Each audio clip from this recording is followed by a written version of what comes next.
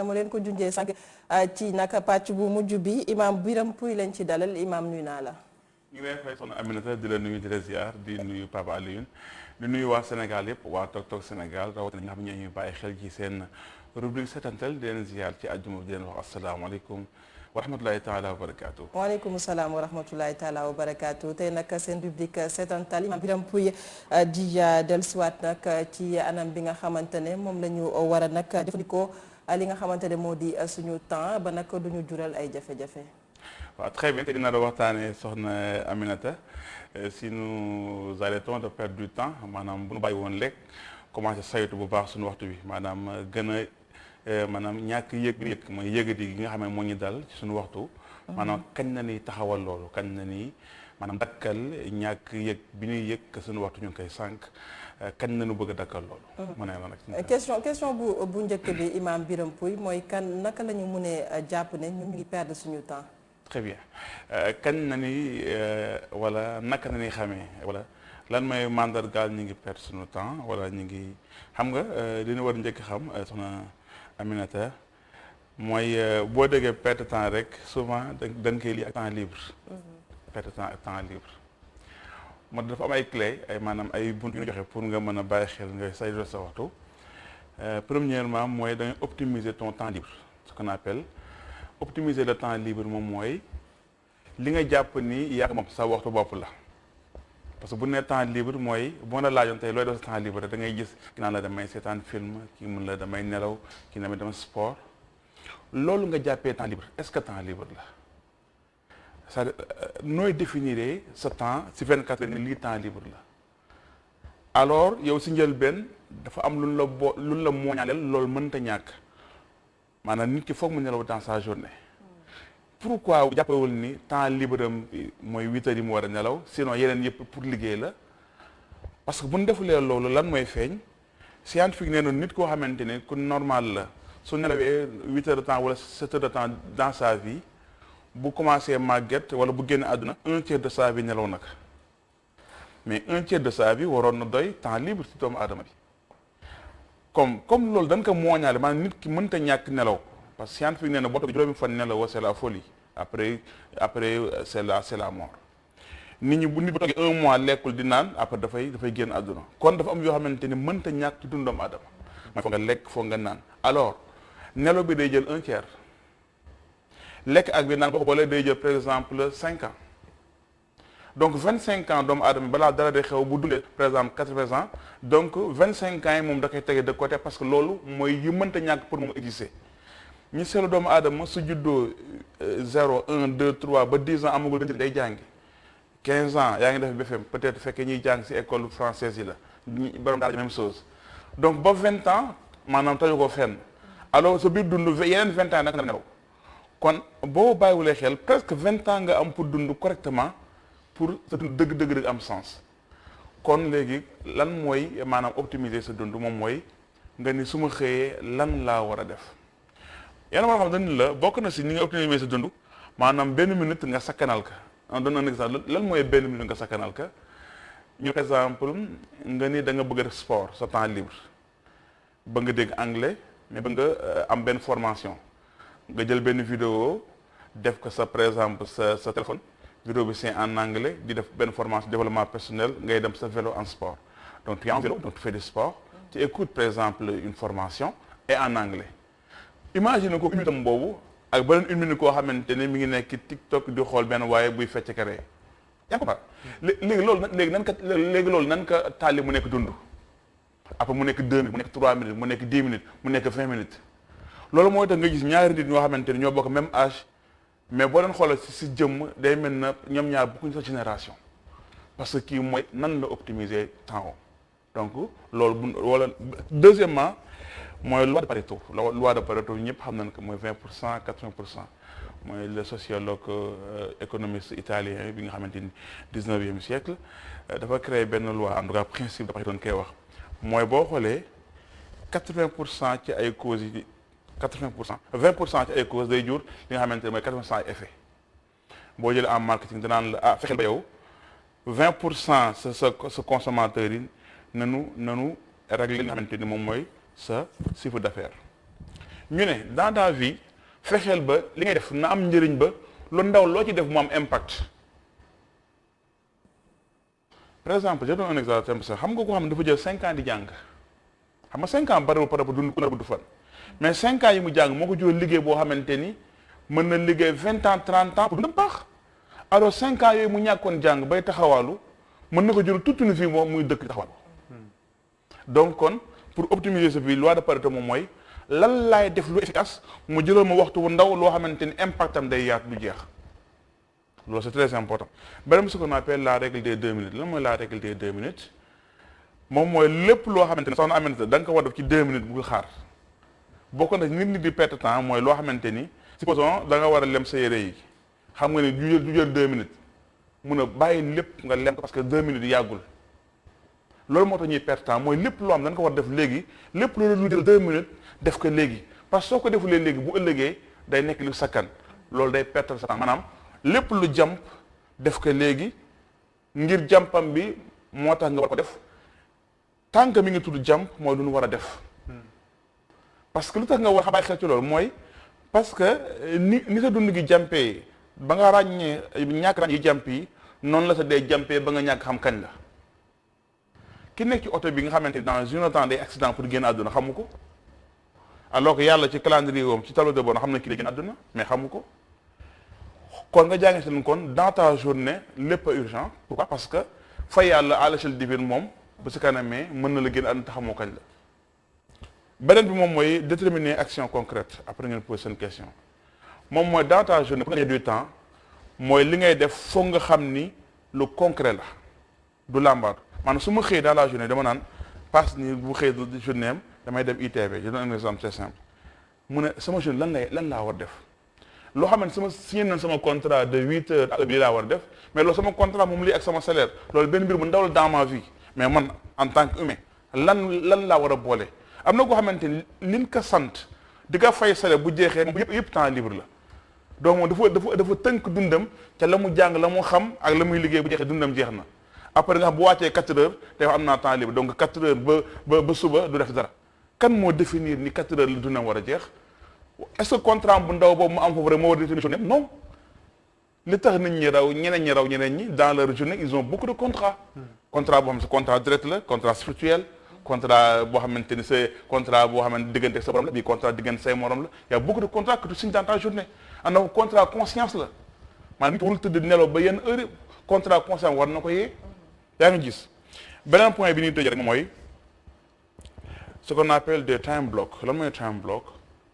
mooy nga di heure bi lii laay def du ma def leneen ma journée su ma xëyee de 8 heures à 10 heures je lis un livre wala heure de lecture la keneen doo changer damay def lépp lu ma mën a def ngeen attention heure de lecture jot na j'arrête je lis les livres ba bokk na si tax nit ñi di avancer ci àdduna te doo bouger mooy la lecture yenn saa pourquoi ñu ngi koy iqara àdduna bi dañuy wax ni mais voyage lire c'est voyager parce que am na foo xamante dema fa pourquoi ñu lire c'est voyager parce que ki tukki day dem fu nekk di gis ay dara jàpp ko du ko fàtte mais ki lire même chose lay mel donc comme am chance tout le temps am visa de tukki mais avec un livre voyager partout dans le monde nga ne damay def ce qu'on appelle des time block dans ma journée heure bi ba heure bi damay lire wala heure bi heure damay def méditation wala heure bi heure damay def sport nga fixé ko heure boobu jotee mu nekk nga xamante ne moom mooy rendez-vous yooyu soo ko dee def nag dans ta journée tu perds jamais de temps mooy yooyu sax daa war na wax ni'mataani mu ne ñaari xéewal a nga nii maxbuunun fiihimaa kasiirun mina naas lu bari ci ñi dañ ci sànq mooy as-sihhatu mooy am wér-gu-yaram al-faraagu am jot mooy temps libre ak santé ñoom ñaar mooy sànq doomu aadama yi ñi ngay ñi flotte ci mbedd yi nekk ci internet bi ñëpp dana am ñaar dana am jot ba pare dana wér rek ki feebar bay diiree ko di soxla oxygène talul di saa kenn internet yaa fi may waxee ki am liggéey ba directeur sëpp ko xalaatul nañ di fenn mais boo créé condition yoo xam ne yar sa bopp même boo amulee liggéey bu officiel mais créé condition yooyu nga yar sa bopp ba doo ñàkk temps dans ta journée te wér-gu-yaram doo xam kañ lay jeex loolu boo ko dajalee rek mën na optimiser sa vie. imam fi nga jeexalee référence bi nga jeexalee. dañuy continuer mooy ki nga xam ni mooy yonent bi sallallahu alayhi wa sallam lan la jàngale si gestion temps si journée. par exemple. dafa wax benn xadis bu am solo paas dafa ni min xusni islaami mari tarku maa laa yaanihi bokk na si liy rafetal nga mu nit ki mu bàyyi lu ko amul njëriñ bokk na si liy rafetal nga mu nit ki mu bàyyi lu ko amul njëriñ. yooyu sax kon boo xëyee dans ta journée lépp lu amul njëriñ bokk si donc doomu aadama bi war na mën a segg dans sa journée lan moo ko amul njëriñ tout ça y a ce qu'on appelle lu important ak lu urgent ce qu'on appelle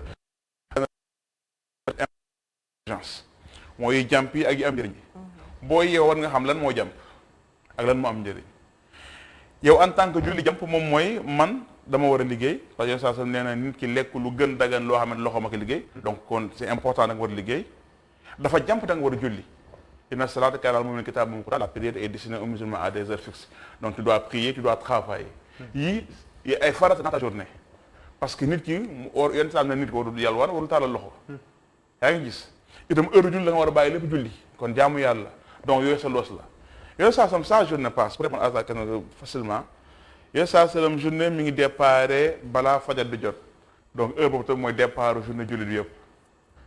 ñi nga xamante ni kon seen journée mi ngi déparé après fajar jàpp ñoom ñu en tant que ay musulmans donc sa journée dafa war a déparé avant fajar pourquoi parce que dafa bokk ci yi important ak yi jàmp yi mooy julli comme da nga war a julli kon da nga war a teel a jóg yooyu saa daa woon a jóg julli mais avant mu doon jóg julli daa woon a lan daa woon a naafila parce que dafa am yoo xamante ni ay bonus la yow saa daa woon na bu demee ba ay 3 heures du matin 4 heures du matin yaa sant day wàcc ba asamaan dunya asamaan bi gën a jege yàlla day wàcc muy posé question mu ne kan moom may ñaan ma may ka kan moom may sàkku jégal ma baal ko yàlla sonto chaque jour moo tax wax alxuraan tatajaafaa junuubuhum anil madaaji' donc yenn saa dafa da doon naafila guddi kon yenn saa yi pour guddi fajar teel nga jóg yenn saa bu xëyee fajar day dem maanaam julli mbooloo ci islam nen la julli mbooloo moom moo gën julli sa kër bu dee ko góor bu dee jigéen mën a toog si biir këram waaw nga comparé nga ne attends est-ce que comparaison boobu baax na léegi dama war a julli mbooloo mais man dama war a xëy teel tam liggéey ñu ne attention julli mbooloo bi moo gën fekkante ne possibilité yi créé wu na sinon mais na nga julli pourquoi benn station dafa seetloo ci jàkka ji heure de liggéey yi y avait un jeune qui était très assidu à la mosquée donc 8 heures il le voit 7 heures mu gis na ko si mosquée bi wala 6 heures et demie à 14 heures il voit le jeune si mosquée bi à 17 heures il voit le jeune et ça c'est loolu jaaxal ko parce que heure bi un jeune doit être aussi assidu à la mosquée et pourtant la logique voudrait yéen si kontaan ci jeune boobu mais sax ñu laaj ko mun na ko yow lan mooy say activité kan moo lay dundal mun na ko sama frère nga sa frère moo dem parce que moom instant bi mu nekk ci mosquée bi frère am mi ngi ci marché bi di taaba ji loolu ci jàngi koon dans sa journée yenn saa da doon boole liggéey ak jaamu yàlla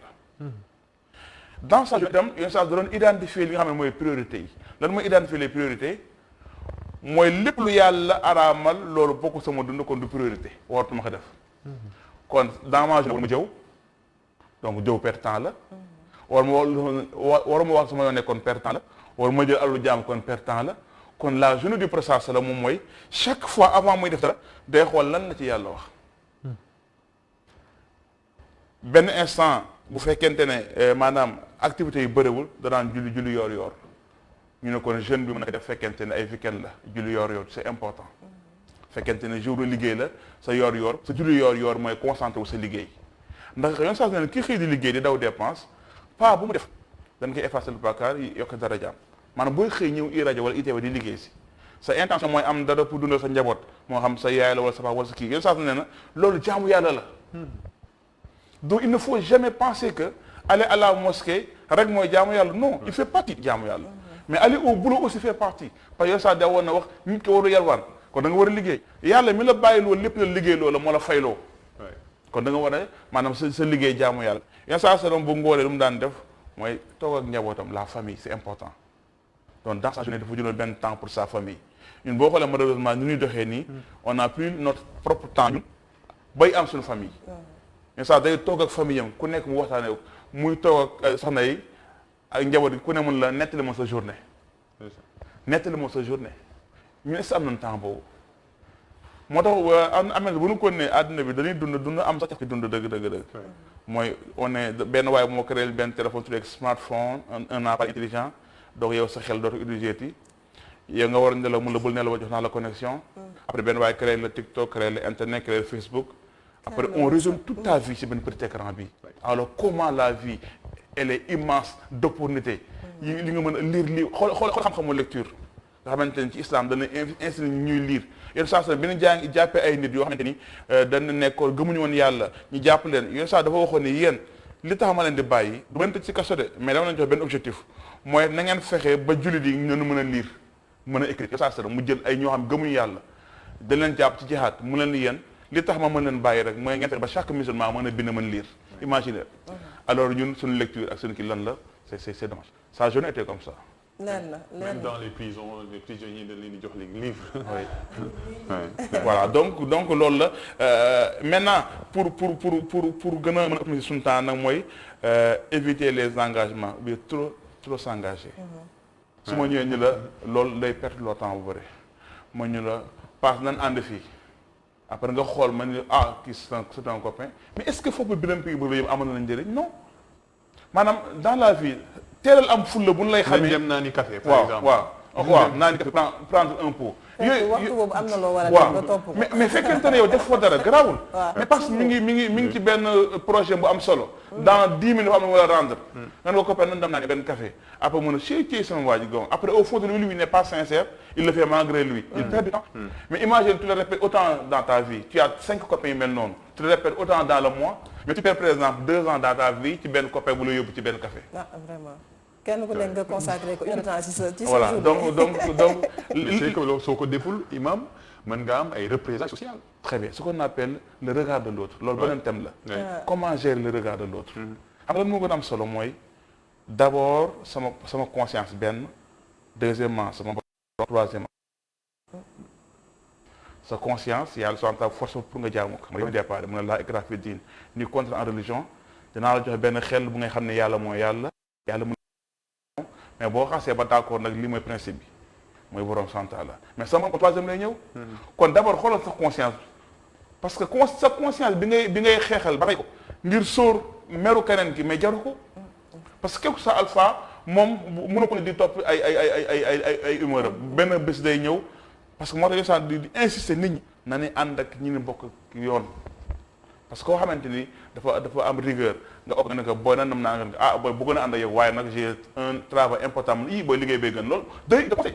mais boo amoo copain moo xamante ni beneen ko naan saa waay gan bàyyi sa liggéey bi xobe nga torop yow ko bu doon après nga non wax nga dëgg liggéey bi kii après moom dalay wàcc suuf pour satisfaire ko nga topp voilà loolu lui il est égo maanaam égoïsme moom la topp rek donc il faut nga am sa benn rigueur donc parce que li ma lay jox comme conseil mais yéen saa sallam dans sa vie il était très rigoureux am na may mel ba nit ñi xam nga ci yow da say xarit sa comportement ñoo leen di attiré maanaam ni nga mel xarit yu meloon ngay am mooy am rigueur doo perte temps islam waxu la nag am na heure boo xamante ne heure de distraction am na saa yi ngeen toog dafa dara ngeen yéen sax daawoon na toog ak saxaaba yi ñuy waxtaan ree bay xaqataay ak saxaaba yi il le faisait mais boo xoolee li ëpp si dundam mooy dund fulla la pourquoi soxna Aminata passe mooy adduna bi lu ndaw la c'est éphémère tey jeex xam nga noosu gi fan la àjjana foofu moo amul temps amul dara foofu voilà léegi nag comme que foofu ñëwagul na ñuy dund fi rek ñu liggéeyal ko fii voilà jaajëfal ko bu baax imam Birame Pouye ci seetantal chaque aljuma mu ñëw ci seen matinale d'information Tok Tok Sénégal indi thème yu am solo ñu daal di koy waxtaanee mu amal njëriñ askanu Sénégal imam Birame maa ngi lay gërëm di la sant. di la fay soxna Aminata ak Pass li ñuy tëjee rek mooy ñu bàyyi ci xel baax rek mooy sunu année jeex na dugaat ci beneen année donc ñu waxee bonne et heureuse année nag malheureusement benn bu nekk ak la cay nekk année bii bu ñëwee yàlla day programme ñi ñëwee gën a àdduna ñi ñëwee gën a àdduna ñun xamuñ fu ñu jëm chaque jour ñu tàgg ñi suñu moroom benn waaye nee na leen daal la ñëpp d'accord benn projet la ñëpp xam ne ñëpp daan ko réussir mooy projet D waaw. yàlla na yéex Papa Alioune Sarr Papa Alioune sant ko gërëm ko moom itam sant leen gërëm leen ci ànd beeg ñu ci seen matinale d'information Tok Tok Sénégal